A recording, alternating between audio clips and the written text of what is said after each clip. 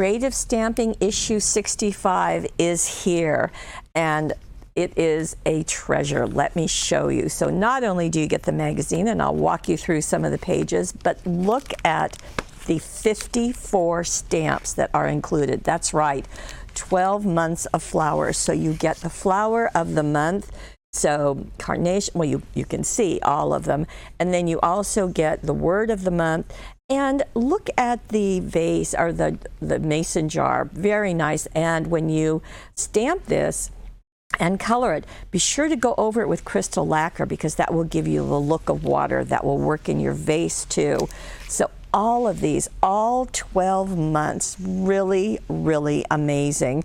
But I do have to tell you before I get into the magazine is that we only got a partial order, and this is sold out. So it's limited supply. I just want you to know that. Okay, let's go into the magazine. And there are going to be 105 tips for you. And let me just show you some of the ideas. Look at that. Very fun to make a heart card, to do some layering. And then we've got some of the, let's see, this is the larkspur. And it's just going to go through. You're going to get all 12 of them. Isn't that pretty? Just really nice with the single blossom in there happening to be a daffodil. Or you can just let the blossom be there and add a little bit of text.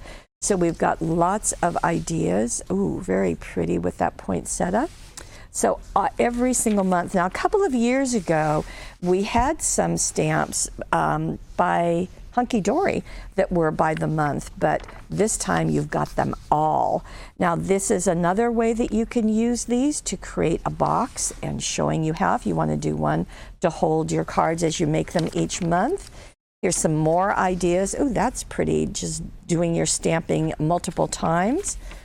So many ideas. Look at that. Oh, very nice. So there's that vase. And if you want to do some stenciling and maybe put some texture paint in there, that would be fun to do.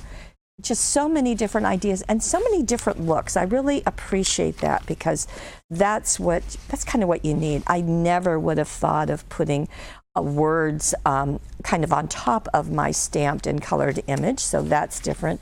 Put vellum behind it. You can stamp on that. There we go.